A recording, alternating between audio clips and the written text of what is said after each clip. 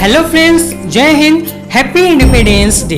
बहुत खुशी की बात है कि आज हमारा देश भारत अपनी आज़ादी के 75 साल पूरे कर चुका है और आज हम सब अपने भारत देश में 75वां स्वतंत्रता दिवस मना रहे हैं। यकीनन आज हमारा देश भारत आज़ाद है, लेकिन सबसे बड़ा प्रश्न चिन्ह इस बात पर है कि हम सब कितने आज़ाद हैं अपनी उस सोच से जो भारत की एकता को विखंडित करती है।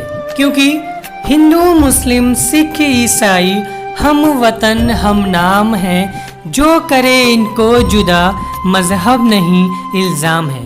और फिर हमारा भारतीय कल्चर तो हमें यही सिखाता है ना, मजहब नहीं सिखाता आपस में बैर रखना, तो फिर मजहबों में लड़ाई दंगे या भेदभाव क्यों? आखिर कितने आज़ाद हैं हम सब अपनी उस सोच से जहां आज के वक्त में पश्चिमी सभ्यता यानी वेस्टर्न कल्चर को बढ़ावा दिया जा रहा है। आज हमारे बच्चे जब शॉर्ट्स कपड़े पहनकर पार्टी वगैरह में जाते हैं तो हम इसमें अपना एक हाई स्टैंडर्ड समझते हैं और इसे एक फैशन का नाम देते हैं। अगर हम अपनी भारतीय संस्कृति को अपनाएंगे तो एक सभ्य पहनावा पहनेंगे तो क्या हमारा स्टैंडर्ड गिर जाएगा? नहीं, क्योंकि हमारी सोच वेस्टर्न कल्चर की हो चुकी है। जबकि एक लड़की को एक पर्दे में रहना ही जायज होता है। ये प्रश्न चिन्ह है हमारी आज की आज़ादी पर, जहां नारी सशक्तिकरण का एक तरफ हम नारा लगा रहे हैं और वहीं आए दिन हमारी कितनी बहू बेटियां रेप केस, दहेज प्रताड़ना, मर्डर, किडनैपिंग इत्यादि का शिकार हो रही हैं। आज आप खुद से पूछिए, अगर आपकी बेटी या बहू को बाहर से आने में देर हो जाए, शाम या रात हो जाए, आप कितने परेशान हो जाते हैं। आखिर किस बात को सोचकर? यही कि इतनी देर रात लड़कियां बाहर सेफ नहीं है। अरे जनाब, रात की तो बात छोड़िए, दिन में भी केसेस हो जाते हैं। आखिर क्यों? ये प्रश्न चिन्ह है हमारी सोच की आज़ादी पर कि हम आज भी बेटी को कम दर्जा और बेटे को ज़्यादा दर्जा देते हैं। आखिर क्यों? हम कितना आज़ाद हैं अपनी इस सोच से कि हम ऊंच नीच जाति पात का भेदभाव करते हैं। कितना आज़ाद हैं हम अपनी उस सोच से जहां पत्थरों के पूजन का प्रचलन बढ़ता जा रहा है और माँ बाप, भाई बहन अपने सगे रिश्तेदारों से दूरी होती जा रही है। आखिर आज माँ बाप वृद्धावस्था आश्रम में क्यों चले जाते हैं? वृद्धावस्था आश्रम को खोलने की आवश्यकता ही क्यों पड़ी जनाब? एक माँ बाप अपने चार औलादों को पाल लेते हैं, लेकिन उन 4 औलादों से एक माँ बाप नहीं पाले जाते। गॉड में फेथ रखना, विश्वास रखना, उसकी इबादत करना अलग बात है, लेकिन अंधविश्वास हमारे देश को पीछे ही ले जाएगा, डेवलपमेंट की ओर नहीं।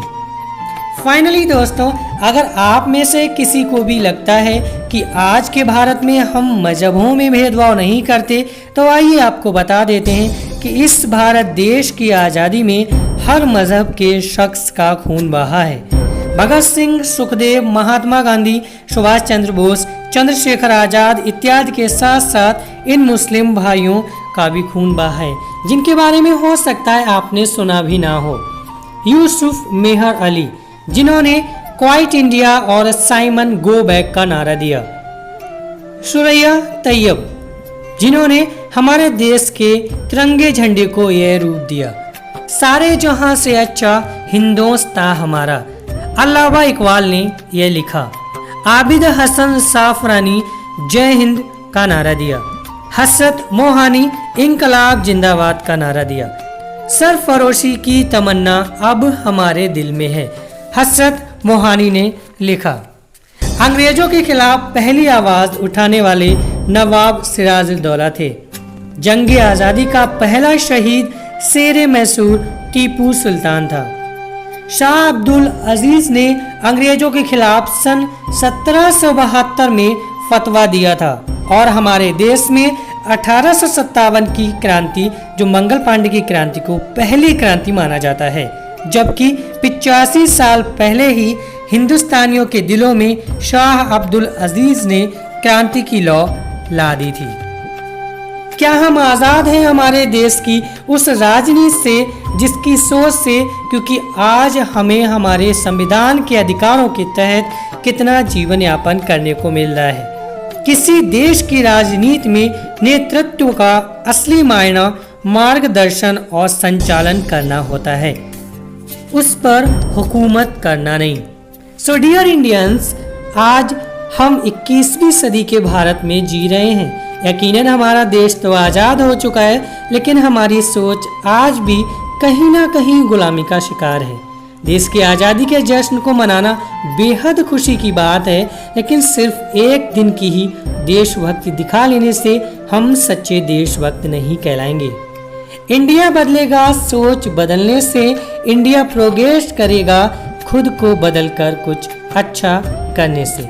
जय हिंद, जय भारत।